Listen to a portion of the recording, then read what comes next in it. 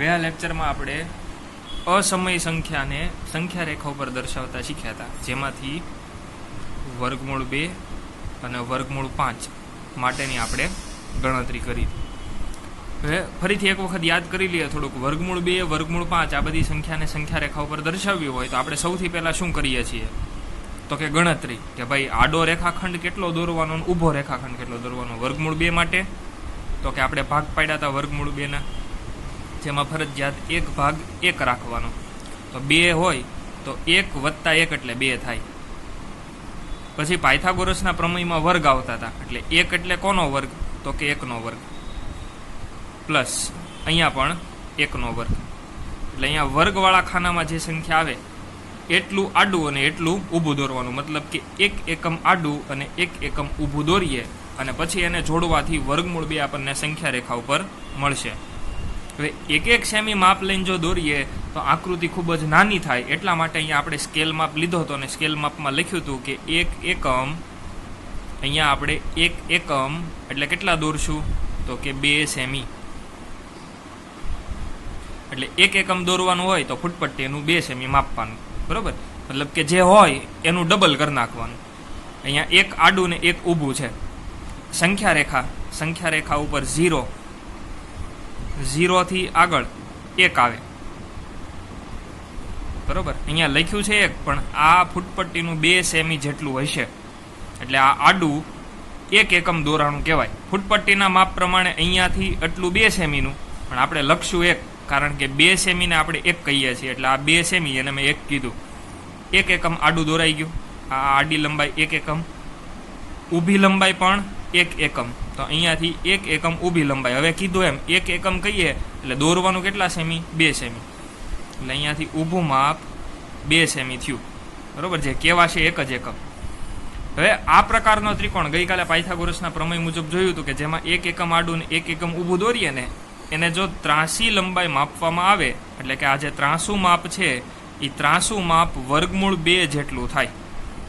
અને એને આપણે સંખ્યા રેખા ઉપર દર્શાવવાનો છે. એટલે માપી લઈએ કે આ માપ કેટલું છે એટલું જ માપ સંખ્યા રેખા ઉપર. એટલા માટે અહીંયાથી એટલું પરિકર ખોલીને આપણે અહીંયા ચાપ દોરીએ છીએ, કે જેથી કરી અહીંયા જેટલું માપ હતું એ સેમ માપ અહીંયા સંખ્યા રેખા ઉપર મળે. અને આ બિંદુને આપણે વર્ગમૂળ 2 દર્શાવીએ છીએ. એવી જ રીતના વર્ગમૂળ 5 માટે આપણે ગણતરી કરીએ કેટલું આડું ને કેટલું ઊભું દોરવાનું. તો વર્ગમૂળ 5 બરાબર 5ના 2 ભાગ પાડવાના. કઈ સંખ્યાનો સરવાળો? જેમાં એક સંખ્યા આપણે 1 રાખીએ છીએ તો 4 વત્તા 1 એટલે 5 થાય. સરવાળો કર્યા પછી 2 સંખ્યા કોનો વર્ગ છે? 4 એટલે કોનો વર્ગ તો કે 2નો વર્ગ, અને 1 એટલે 1નો વર્ગ. 2 એકમ આડું ને 1 એકમ ઊભું દોરવાનું, બરોબર. એટલે આપણે ગઈકાલે સંખ્યા રેખા ઉપર 0, અહીંયાથી 2 સેમી એ એકડો, અને અહીંથી વળી પાછા બીજા 2 સેમી એ બગડો. એટલે આ 0 થી 2 આ 2 એકમ થઈ ગયું આડું. 1 એકમ ઊભું, અહીંયાથી 1 એકમ ઊભું એટલે ફૂટપટ્ટીનું 2 સેમી માપવાનું, બરોબર. આ ઊભી લંબાઈ 2 સેમી છે. એમાં 0 થી 1 એ ફૂટપટ્ટીના 2 સેમી, 1 થી 2 એ ફૂટપટ્ટીના પાછા બીજા 2 સેમી, બરોબર. પછી આ 0 અને આને જોડી દેવામાં આવે તો આ જે લંબાઈ મળે છે એનું માપ વર્ગમૂળ 5 જેટલું હોય. અહીંયાથી એટલું પરિકરથી આપણે વર્ગમૂળ 5 માપીએ અને એને સંખ્યા રેખા ઉપર દર્શાવીએ કે એટલું માપ સંખ્યા રેખા ઉપર. એટલે અહીંયાથી એટલી આપણે ચાપ મારીએ અને અહીંયા જે બિંદુ મળે એને આપણે વર્ગમૂળ 5 કહીએ. એવી જ રીતે આ જૂનું રિવિઝન એટલા માટે કરાયું કે આનો આપણે ઉપયોગ કરી અને આગળની ગણતરી કરવાની છે. આજે આપણે વર્ગમૂળ 3 ને સંખ્યા રેખા પર દર્શાવવાનું છે. સંખ્યા રેખા પર દર્શાવો, બરોબર. ગઈકાલે ગણતરી કરી હતી એ પ્રમાણે આજ ગણતરી કરીએ. વર્ગમૂળ 3 બરાબર ભાગ પાડીએ તો વર્ગમૂળ 3 બરાબર શું ભાગ પડે? એક ફરજિયાત એકડો રાખવાનો જ છે, તો બીજો ભાગ શું આવે? 2. 2 વત્તા 1 એટલે 3 થશે. હવે એને આપણે વર્ગ સ્વરૂપે દર્શાવશું, કે કોનો વર્ગ કરીએ તો 1 થાય. તો કે 1નો વર્ગ કરો એટલે 1ના 1 જ થાય. પછી અહીંયા કેમ 4 હતું તો 2નો વર્ગ લખ્યો, કે ભાઈ 2ની 2 ઘાત એટલે 4 થઈ જશે. તો કોની 2 ઘાત કરીએ તો 2 થાય, બરોબર. 2નું વર્ગમૂળ શક્ય નથી. 2નું વર્ગમૂળ કાઢી શકાય નહીં. 4નું વર્ગમૂળ 2 થાય. અહીંયા 9 હોય તો અહીંયા 3નો વર્ગ એવું લખી શકાય. અહીંયા 16 હોય તો 4ની 2 ઘાત, 4નો વર્ગ એવું લખી શકાય. પણ 2 એટલે કોની 2 ઘાત? કોઈ પૂર્ણાંક સંખ્યા મળતી નથી, એટલા માટે આપણે વર્ગમૂળ 2નો વર્ગ એવું લખશું. બરોબર, 2 એટલે વર્ગમૂળ 2નો વર્ગ કહેવાય. બરોબર, જો સમજો. બરોબર, જેના વર્ગમૂળ નીકળતા હોય એની માટે આપણે લખી શકીએ 4નું વર્ગમૂળ અહીંયા નીકળી શકે, એટલે 4ની બદલે 2ની 2 ઘાત એવું લખી શકાય. જો અહીંયા 9 હોય તો 9ની બદલે 3ની 2 ઘાત એવું લખી શકાય. 16 હોય તો 4ની 2 ઘાત એવું લખી શકાય. બરોબર, 1 હોય તો 1ની 2 ઘાત એવું લખી શકાય. 4નો વર્ગ મતલબ કે 4 2 વખત, તો ચોકે ચોકે 16 થાય. 3નો વર્ગ મતલબ કે 3 2 વખત, એટલે 3 તેરી 9 થાય. તો 2 માટે આવું શું લખવું? જેમ 1 માટે 1નો વર્ગ, 4 માટે 2નો વર્ગ, 2 ગુણ્યા 2 કરીએ તો 4 થઈ જાય. એટલે 4ની બદલે બગડો 2 વખત, 2ની 2 ઘાત. 9 એટલે 3 તેરી, તગડો 2 વખત.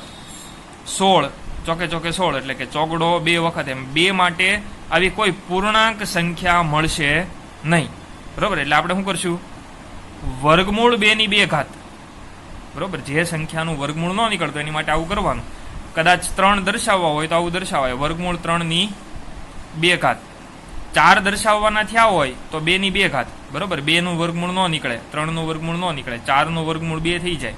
5 દર્શાવવાના થયા હોય તો વર્ગમૂળ 5ની 2 ઘાત. 6 દર્શાવવાના થયા હોય તો વર્ગમૂળ 6ની 2 ઘાત. બરોબર, જેના વર્ગમૂળ ન નીકળતા હોય એને ટોપીમાં લખી નાખવાના, નીકળતા હોય એનું વર્ગમૂળ કાઢવાનું. તો અહીંયા વર્ગમૂળ નીકળતું નથી એટલે વર્ગમૂળ 2ની 2 ઘાત એવું લખ્યું. બરોબર, ફરીથી બધા સ્ટેપ બાય સ્ટેપ યાદ કરો. જે સંખ્યા આપી હોય એના 2 ભાગને વર્ગ સ્વરૂપે દર્શાવવાના. વર્ગ સ્વરૂપે દર્શાવાઈ જાય પછી શું કરીએ? પહેલો ભાગ હોય એટલું આપણે આડું દોરીએ અને બીજો ભાગ હોય એટલું ઊભું દોરીએ અને ત્રિકોણ બનાવીએ. બરોબર, અહીંયા 2 તો 2 જેટલું આડું, 1 એટલે 1 જેટલું ઊભું. એમ અહીંયા વર્ગમૂળ 2 જેટલું આડું. તો હવે ફૂટપટ્ટીથી કાંઈ વર્ગમૂળ 2 આપણે ન દોરી શકીએ. બરોબર, ફૂટપટ્ટીથી દોરી શકાય નહીં. આપણે વર્ગમૂળ 2 જેટલું આડું દોરવાનું છે અને 1 એકમ જેટલું ઊભું દોરવાનું છે, પછી એને જોડી અને ત્રિકોણ બનાવવાનો છે. તો વર્ગમૂળ 2 દોરવા માટે આ આખી રચના ફરીથી કરવાની.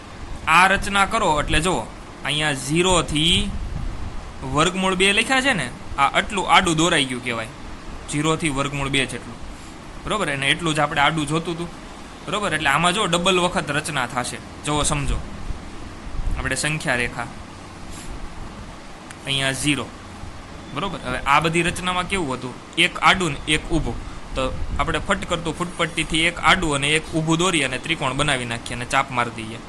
આમાં 2 જેટલું આડું અને 1 એકમ ઊભું, 2 એકમ આડી લંબાઈ, 1 એકમ ઊભી લંબાઈ જોડી અને ચાપ મારી દે એટલે વર્ગમૂળ 5 મળી જાય. 2 એકમ ફૂટપટ્ટીથી દોરી શકાય, 1 એકમ ફૂટપટ્ટીથી દોરી શકાય. અહીંયા પણ 1 એકમ છે એ ફૂટપટ્ટીથી દોરી શકાય, પણ અહીંયા વર્ગમૂળ 2 છે એ ફૂટપટ્ટીથી દોરી શકાય નહીં. વર્ગમૂળ 2 માટે આ રચના કરવી પડે.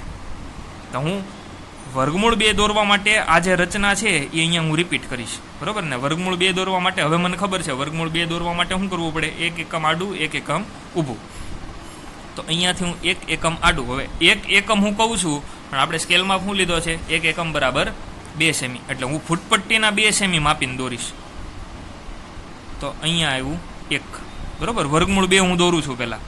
1 એકમ આડું, 1 એકમ ઊભું. હું 1 એકમ ઊભી લંબાઈ કહું એટલે ફૂટપટ્ટીના 2 સેમી જેટલું હું ઊભું માપ દોરીશ. પછી આ બંનેને જોડી દઉં. અહીંયા પરિકરની અણી, અહીંયા પેન્સિલ, અહીંથી આમ ચાપ મારી દઈએ એટલે અહીંયા જે મળે એને કહેવાય વર્ગમૂળ 2. હવે જો વર્ગમૂળ 3ની રચના કરવા માટે વર્ગમૂળ 2 જેટલી આડી લંબાઈ જોતી હતી. તો જુઓ તો આ 0 થી અહીંયા વર્ગમૂળ 2 આવ્યું, આ 0 થી વર્ગમૂળ 2 સુધી એ આડી લંબાઈ દોરાઈ ગઈ કહેવાય. અને જ્યાં વર્ગમૂળ 2 આવે ત્યાં 1 એકમ ઊભી લંબાઈ જોવે છે. તો અહીંયા વર્ગમૂળ 2 આવ્યા, તો આ જ બિંદુએ હું 1 એકમ ઊભી લંબાઈ દોરું.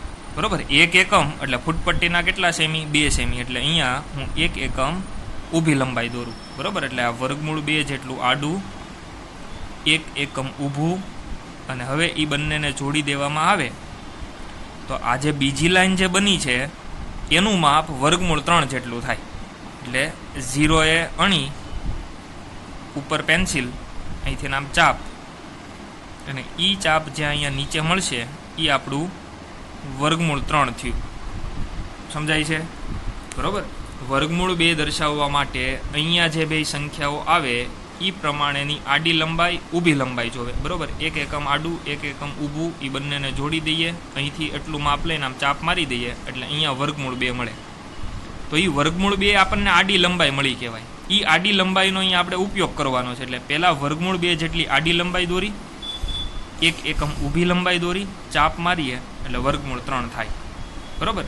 આ રીતે વર્ગમૂળ 3ને દર્શાવવા માટે 2 વખત રચના કરવી પડશે. જેમાં અંદરના આંકડાઓ પૂર્ણાંક સંખ્યાઓ મળશે ને એ તમે ફૂટપટ્ટીથી દોરી શકશો. અહીંયા 2 અને 1 આવ્યું તો 2 એકમ અને 1 એકમ તમે ફૂટપટ્ટીથી દોરી શકો. પણ વર્ગમૂળ 3 માટે વર્ગમૂળ 2 અને 1 આવ્યા તો વર્ગમૂળ 2 દોરવા માટે તો પહેલાં આ કરવું પડે. આ વર્ગમૂળ 2 દોરવા માટે જ કર્યું હતું. એટલે વર્ગમૂળ 2 દોરવા માટે જે ઉપરની રચના હતી ને એ કરી.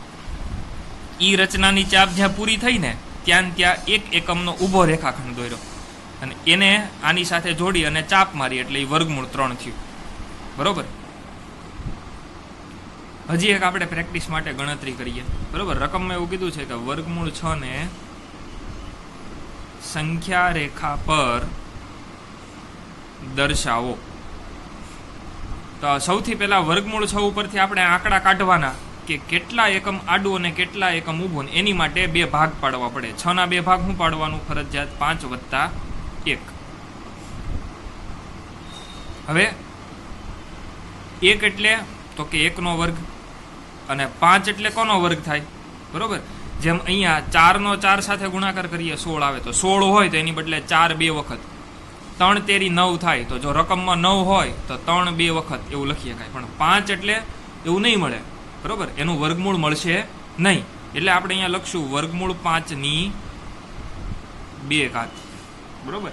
એટલે જો અહીંયા નક્કી શું થયું કે ભાઈ વર્ગમૂળ 6 દર્શાવવા માટે વર્ગમૂળ 5 જેટલું આડું અને ત્યાંથી 1 એકમ ઊભું એને જોડી દેવાનું. બરોબર. જો રફ આકૃતિ દોરું તો એવું કહી શકાય અહીંયા 0 હોય તો આ છેડે વર્ગમૂળ 5 આવવા જોવે. વર્ગમૂળ 5 એકમ જેટલી આડી લંબાઈ રાખવાની, 1 એકમ જેટલી ઊભી લંબાઈ રાખવાની. આ ત્રિકોણ બનાવી દેવાનો. તો એની આ જે ત્રાસી બાજુ કર્ણ બન્યો ને એનું માપ વર્ગમૂળ 6 હોય. 0 થી અહીંયા સુધીનું માપ લઈ અને ચાપ મારો તો એ ચાપ જ્યાં મળે 0 થી આ બિંદુ સુધી, 0 થી આ જે બિંદુ મળ્યું ત્યાં સુધીનું માપ વર્ગમૂળ 6 કહેવાય. અહીંયા સુધીનું વર્ગમૂળ 5 હતું. તો વર્ગમૂળ 6 દર્શાવવા માટે આપણી પાસે આડી લંબાઈ વર્ગમૂળ 5 હોવી જોઈશે, અને ત્યાં ઊભી લંબાઈ 1 દોરી અને ત્રિકોણ બનાવીએ તો વર્ગમૂળ 6 મળે. એટલે વર્ગમૂળ 6 ની રચના માટે પહેલા મારે વર્ગમૂળ 5 ની રચના કરવી પડશે. વર્ગમૂળ 5 આપણે ગયા લેક્ચરમાં શીખ્યા હતા. વર્ગમૂળ 5 દોરવા માટે તો કે 4 વત્તા 1 એટલે કે 2 નો વર્ગ વત્તા 1 નો વર્ગ, 2 એકમ આડું 1 એકમ ઊભું. બરાબર. એટલે એ પ્રમાણે રચના કરીએ. 0 થી 1 એકમ અહીંયા હું લખીશ એકડો, પણ આ હકીકતમાં ફૂટપટ્ટીમાં કેટલું હોય છે? 2 સેમી. પછી 1 થી 2 અહીંયા હું લખીશ બગડો, પણ હકીકતમાં 1 થી 2 ફૂટપટ્ટીના 2 સેમી જેટલું હોય છે. બરોબર. તો 0 થી 2 એટલે 2 એકમ આડું દોરાઈ ગયું. ત્યાંથી 1 એકમ ઊભું દોરવા. 1 એકમ હું કહું એટલે ફૂટપટ્ટીના 2 સેમી. બરોબર. કેમ કે આપણે બધામાં સ્કેલ માપ લઈએ છીએ કે 1 એકમ બરાબર 2 સેમી. 0 ને ઉપરના બિંદુ સાથે જોડી દેવાનું. 0 થી અહીંયા જેટલું માપ લઈને ચાપ મારશું આપણે. ઈ ચાપ જ્યાં મળે ઈ બિંદુ થશે વર્ગમૂળ 5. સૌથી પહેલા આપણે વર્ગમૂળ 5 ની રચના કરી. હવે વર્ગમૂળ 5 ની રચના થઈ ગઈ. આડું માપ વર્ગમૂળ 5 દોરાઈ ગયું. આ 0 થી આ ચાપ મળી ત્યાં સુધીનું માપ વર્ગમૂળ 5 કહેવાય. વર્ગમૂળ 5 એ 1 એકમ ઊભું દોરવાનું. એટલે અહીંયા વર્ગમૂળ 5 છે, ત્યાંથી હું 1 એકમ ઊભી લંબાઈ દોરીશ. બરોબર. એટલે વર્ગમૂળ 5 જેટલું આડું 1 એકમ ઊભું એને જોડી દેવામાં આવે. પછી અહીંયાથી આ બિંદુ મળે ત્યાં સુધીનું માપ લઈ અને એક ચાપ રચવાની. આ જે બિંદુ મળ્યું એ કહેવાશે વર્ગમૂળ 6. તો આ વર્ગમૂળ 6 ને આવડી આ સંખ્યા રેખા છે. સંખ્યા રેખા ઉપર 0, 1, 2, 3 એમ બધા બિંદુઓ હોય એમ વર્ગમૂળ 6 ને આપણે દર્શાવી દીધા. બરોબર. તો આ રીતની ગણતરી છે. આજે હોમવર્કમાં તમારે વર્ગમૂળ 3, વર્ગમૂળ 6 અને વર્ગમૂળ 17, બરોબર, આમે સમજાવ્યો નથી પણ જાતે ગણવાનો છે. હવે તમને આવડશે. આમાં એક જ રચના થશે. બરોબર. 16 + 1 એવા ભાગ પાડો, પછી 16 ની બદલે તમારે શું લખી નાખવાનું? 4 નો વર્ગ. બરોબર. એ રીતે કરી અને આ 3 દાખલા હોમવર્કમાં વ્યવસ્થિત આ પ્રકારે ગણતરી દર્શાવી અને પેન્સિલ અને પરિકરનો ઉપયોગ કરી આકૃતિ દોરી અને હોમવર્ક મોકલવાનું રહેશે.